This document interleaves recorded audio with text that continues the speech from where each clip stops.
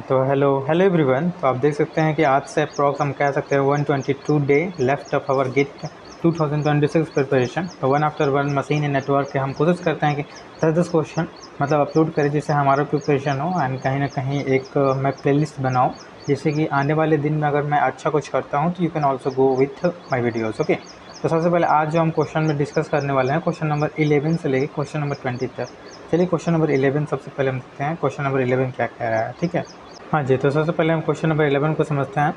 Question number 11 क्या कह रहा है। अ परमानेंट मैग्नेट हमारे पास है, डीसी मोटर मतलब DC commutator motor has no load speed. यहाँ पे क्वेश्चन नंबर 11 को अगर हम देखें तो क्वेश्चन नंबर 11 में हमारा क्या है, नो लोड स्पीड हमें दिया हुआ है। देखिए यहाँ पे नो लोड स्पीड हमें कितना दिया हुआ है, 6000 RPM। यहाँ पे 6000 RPM हमको नो लोड स्पीड दिया हुआ है। As well as the voltage दिया हुआ है, RA मीन्स आर्मेचर रेजिस्टेंस दिया हुआ है, और फिर से टर्मिनल वोल्टेज कह सकते हैं ये दिया हुआ है 60 वोल्ट यहाँ पे मतलब हमें दिया हुआ है। ठीक है, और हमें बोल रहा है कि armature resistance is 2.5 ohm and other losses में भी निगलेक्टेड। तो अदर लॉसेज क्या है, नेगलेक्टेड है। तो हम मतलब यहाँ पे देखिए, यहाँ पे दे रहा है the armature resistance is 2.5 of the other, मतलब ये हमें बहुत ही इंपॉर्टेंट है। मतलब समझना, क्वेश्चन हमने समझ लिया, जो भी चीज़ दी हुई हैं वो हमने लिखा। तो एट नो लोड आप जानते हो कि एट नो लोड हमारा क्या होता है, आइए जो होगा वो जीरो हो जाएगा। आर्मेचर में कोई करंट नहीं मतलब फ्लो होगा। जब आर्मेचर में कब करंट फ्लो होगा, जब हम लोड लगाएंगे, जब लोड लगाएंगे तब उसमें फ्लक्स होगा। तो ई इक्वल टू वी मतलब मोटर के लिए जानते होंगे कि V equal to E B plus I into R A होता है। EB1 हमारा दिया हुआ है 120 वोल्ट। तो 120 वोल्ट के लिए हम क्या करेंगे, सबसे पहले मतलब दो हमारा मतलब क्या ऐसे आप जानते होंगे कि E डायरेक्टली प्रोपोर्शनल टू ई मतलब जो एन होता है डायरेक्टली प्रोपोर्शनल टू EB अपन पाई होता है। यहाँ से EB1 upon EB2 equal to N2 upon N1 बन जाएगा। हमें EB2 फाइंड करना है, EB2 फाइंड करने के लिए N2 अपन N1 अपन E1 करेंगे। तो यहाँ से हमें मतलब ये N1 की वैल्यू देखिए 6000 पता है, 6000 हमने रखा, और ये E1 की वैल्यू 120 हमारा दिया हुआ है 120, E2 हमारा निकल गया। यहाँ से हम क्या करेंगे, जब E2 हमें फाइंड आउट हो गया तो N2 इक्वल टू कितना, N2 इक्वल टू 50 EB2 के बराबर आ गया, मतलब ये रिलेशन आ गया। आगे V2 इक्वल टू हम क्या निकालेंगे, 60 वोल्ट पे 60 वोल्ट। ठीक है, 60 वोल्ट के लिए हम निकालेंगे, तो 60 वोल्ट के लिए क्या हो जाएगा। हाँ, यहाँ पे देखिए क्वेश्चन में और था, यहाँ पे question number speed of all the motor with the supply voltage 60 volt. तो सेकेंड टाइम हमारा 60 वोल्ट है, तो उस समय हमारा टॉर्क क्या है 0.5 मतलब न्यूटन मीटर है। तो यही हमने सेकेंड टाइम के लिए वही मतलब equation V equal to EB plus IARA का यूज करके 60 वोल्ट रखा। यहाँ पे IARA जो है 2.5 था पहले इक्वेशन में भी, तो यहाँ से EB2 निकाला हमने, EB2 इतना आया। ठीक है, जब EB2 आ गया तो हम जानते हैं कि EB2 into T A equal to जो मतलब E into T equal to क्या होता है, टॉर्क इंटू मतलब क्या होता है टी इक्वल टू टी मतलब यहाँ से जानते होंगे P equal to T omega होता है ना, power equal to torque into omega. तो वही हमने टॉर्क इंटू ओमेगा इधर लिखा, P को मतलब भी आई लिख लिया यहाँ पे, V इंटू आई है मतलब EB इंटू आई है। तो EB2 का वैल्यू और IA का वैल्यू हमने निकाला है, IA की वैल्यू हमने रख ली, और यहाँ से T की वैल्यू हमें 0.5 मालूम है, 0.5 रखा, ओमेगा 2 पाई बाई मतलब हमने 60 रखा। यहाँ से हम जब सॉल्व करेंगे तो EB2 की वैल्यू हमारी आ जाएगी। जब EB2 की वैल्यू आ जाएगी तो हमें मतलब EB2 की वैल्यू आ जाएगी तो ऊपर की क्वेश्चन रखेंगे तो N2 की भी वैल्यू आ जाएगी। हमें यही फाइंड करना था N2 की वैल्यू। N2 की वैल्यू कितनी आई, 2673। ठीक ठीक है, तो जब आप करते हैं, मैं तो केवल आपको करके समझा देता हूँ कैसे हमने किया है। तो आपको वन बाई वन क्वेश्चन को सॉल्व करके एकदम लास्ट स्टेप मतलब आंसर तक आना है। अगर आंसर तक आप आ रहे हैं तब तो आपकी प्रिपरेशन हाँ ठीक है, otherwise if you are not coming on the preparation, if you are thinking हम कर लेंगे तो भूल जाओ कि आप एग्ज़ाम में कर पाओगे। ठीक है, क्वेश्चन नंबर 12 के चलते हैं। Electric DC motor with have constant output power will have torque and characteristic. जो हमारा मतलब DC मोटर का कैरेक्टरिस्टिक होता है, टॉर्क और स्पीड के ऐसे होता है, और ये जो होता है रेक्टेंगुलर पैराबोला फॉर्म करता है। जब भी आप पढ़े होंगे P equal to 2πn/16 to T, ये कांस्टेंट होता है तो XY प्लेन बनता है। देखो XY प्लेन, और ये जो होता है C इक्वल टू XY, तो ये हमारा रेक्टेंगुलर पैराबोला की तरफ सीरीज मोटर का हमारा बनता है। ठीक है, आगे हम चलते हैं। ये हमारा क्वेश्चन दिया हुआ DC क्वेश्चन नंबर 13 क्या है। 13 का मतलब DC series motor fit from the supply voltage overloaded and magnetic circuit saturated. Magnetic से मतलब इतना ओवरलोड किया गया, मैग्नेटिकली सेचुरेट हो गया। Torque characteristic of the motor will approximately represent which curve. ऐसा कौन सा कर्व है जिसका ऐसा मतलब लोडेड हम ओवरलोड किए तो उसको मैग्नेटिक फील्ड सेचुरेट हो गया। तो 13 का बी है ये वाला ऑप्शन। मतलब मुझे तो सच में नहीं समझ में आया, क्योंकि torque equal to directly proportional में ये तो हम जानते हैं, लेकिन कैरेक्टरिस्टिक कैसे होगा मुझे समझ में नहीं आया। लेकिन हाँ, मैंने जस्ट आपको बता दिया। तो if you know then please join the Telegram, बार बार मैं कहता हूँ, link is there, and if you know then please suggest us how it solve, we can also learn from you. Okay, तो क्वेश्चन नंबर 14 चलते हैं। Question number 14 हमारा क्या क्या है? क्वेश्चन नंबर 14 में वही फिर से फॉर्मूला EB1 अपन EB2 NT1 N1। हमें मतलब इस क्वेश्चन को पढ़ेंगे तो सबसे पहले 2000 वोल्ट दिया हुआ है, RPM दिया हुआ है, IA दिया हुआ है, RA दिया हुआ है, और आर्मेचर करंट दिया हुआ है। तो अभी पिछले अभी क्वेश्चन ने बताया कि power equal to torque into omega होता है, EB इंटू IA होता है। सेम वैसे ही होगा। पहले हमने EB निकाला, फिर EB2 निकाला, EB1 निकल गया, और N1 हमें दिया हुआ है 2000 RPM। ये हम रखेंगे तो N2 हमारी आ जाएगी। N2 ही हमें निकालना था, 2 to 1। देखो कितना simple question, same repeated question. चलो आगे चलते हैं। क्वेश्चन नंबर हमारा 15। क्वेश्चन नंबर 15 क्या है? हाँ, तो वही है। देखिए, सबसे पहले हमने N2 निकाला। N2 निकालने के बाद वही ओमेगा इक्वल टू 2π/60 होता है। हमने 2π/60 और N2 की वैल्यू रखी। यहाँ से हमारी वैल्यू आ गई जो हमें फाइंड आउट करना था। टॉर्क फाइंड आउट करना होगा, टॉर्क हमने फाइंड आउट कर लिया। अब चलते हैं क्वेश्चन नंबर 15। क्वेश्चन नंबर 15 में थोड़ा देखिए, क्वेश्चन नंबर 15 जब भी हम पढ़ते हैं तो थोड़ा हमें कन्फ्यूजन होता है, क्योंकि आंसर कुछ और दिया है और क्वेश्चन कुछ और है। जो फील्ड कंट्रोल मेथड होता है ना, वो जो फील्ड कंट्रोल मेथड होता है एबव बेस, मतलब एबव जो होता है बेस स्पीड के लिए होता है, एबव बेस स्पीड। तो हमारा पहला का दूसरा होगा, पहला का दूसरा। और ये जो आर्मेचर कंट्रोल होता है बिलो, मतलब होता है base speed, below base speed, लेकिन इसमें बिलो बेस टॉर्क दिया हुआ है। Torque inversely proportional to speed होता है। एक बार आप कंफर्म कर लीजिएगा, मेरे को तो इस बिल्कुल समझ में नहीं आया, इसलिए मैंने कन्फ्यूज़न लिखा है, ठीक है। उसके बाद आगे हम चलते हैं question number 16।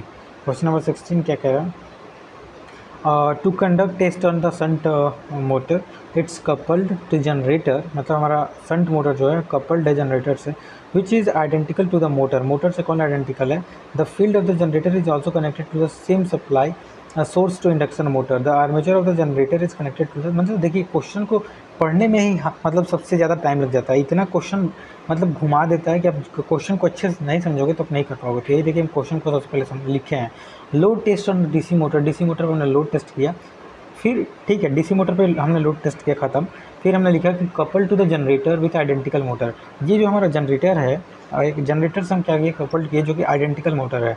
Field of the generator is connected to the same supply. जो हमारा फील्ड ऑफ जनरेटर है, जनरेटर का फील्ड, वो सेम सप्लाई से हमें कनेक्ट किया जाता है एज अ मोटर से।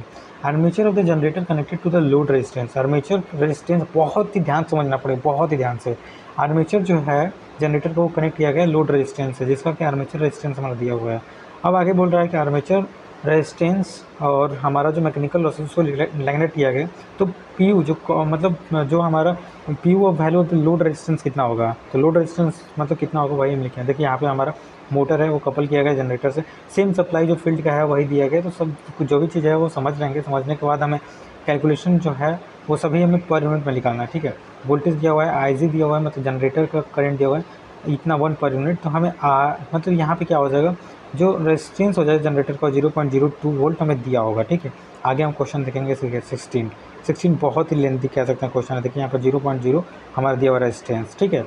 आगे हम back EMF equal to EB into V minus IM into RM। तो यहाँ से हमारा मतलब मोटर का हम बैक EMF निकालेंगे। बैक EMF तो मोटर में लिख लेगा ना, जनरेटर में तो बैक EMF नहीं होता है, जनरेटर तो जनरेट करता है।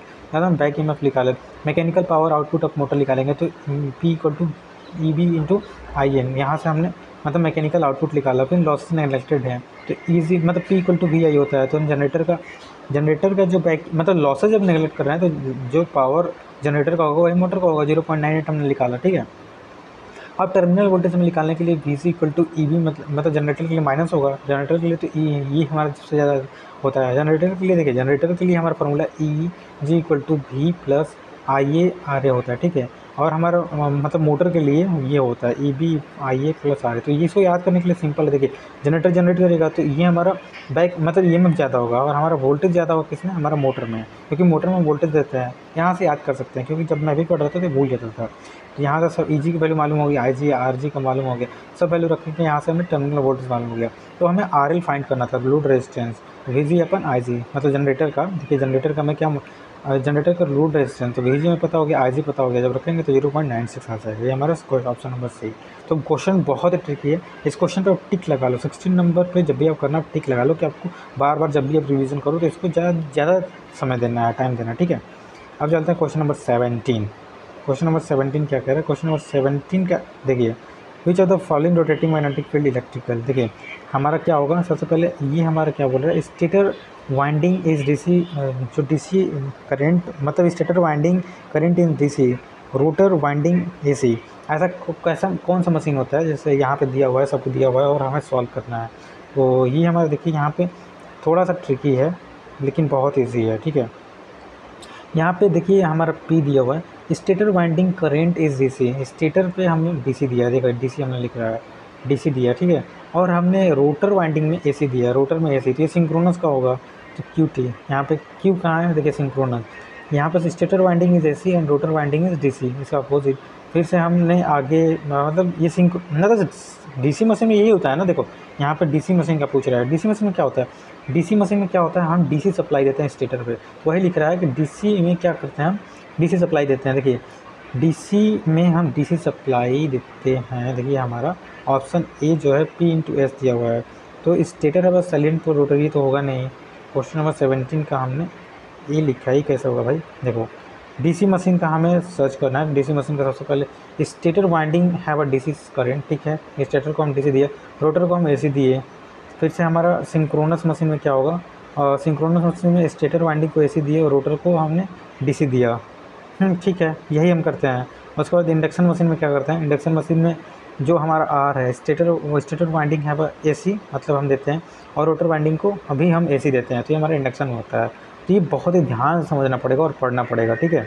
बहुत स्टेटर ये समझ के आप कर लेंगे, ठीक है। तो केवल ये थ्योरी है, थ्योरी में हम क्या ही बताएं, जब आपको थ्योरी क्लियर रहेगा तो ऑटोमेटिकली समझ में आएगा। जो क्वेश्चन नंबर 18 है हमने नहीं किया है, एक बार हम मुझे देखना पड़ेगा, फिर से जब रिपीट करूँगा। क्वेश्चन नंबर 19 की तरफ चलते हैं। क्वेश्चन नंबर 19 क्या कह रहा है, armature resistance of permanent magnet. जो हमारा RA जो है मतलब आर्मेचर रेजिस्टेंस दिया हुआ है, आर्मेचर करंट दिया हुआ है, टर्मिनल वोल्टेज स्पीड दिया हुआ है, और ये PMDC permanent magnet DC motor है। इसमें IA की वैल्यू मेरी दी हुई, तो EB इक्वल टू, फिर से वही फार्मूला। देखो DC मशीन में बस एक ही फार्मूला लगेगा, जनरेटर रहेगा तो ये लगेगा, और मोटर रहेगा तो ऑलरेडी हमने बताया है। यहाँ से हमने EB लिखा था, EB हमारा इतना है। अब पावर निकालने के लिए P equal to V into आई, यहाँ से पावर हमने निकाला।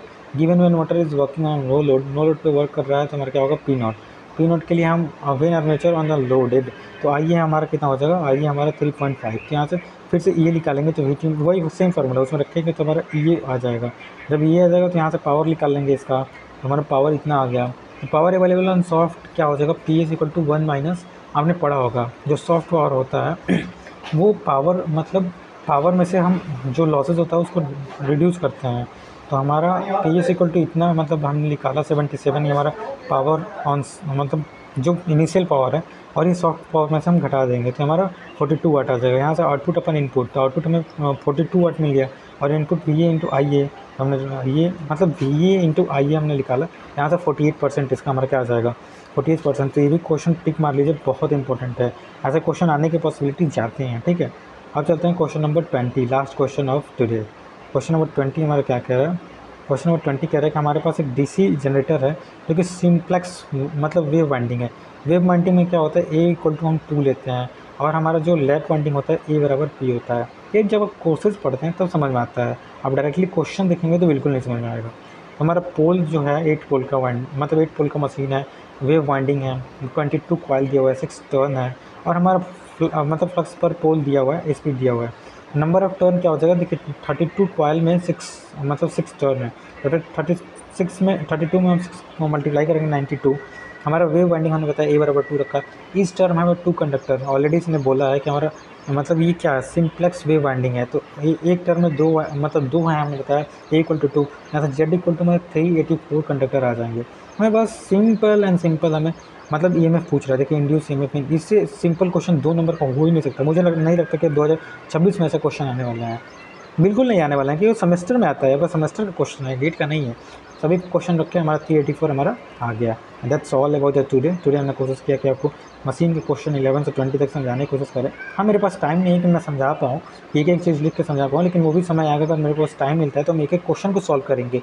और ऑब्वियसली देखते हैं, अगर हो पाता है तो आपको कोशिश करेंगे कि वैसे भी करके दिखाएँ। Thank you.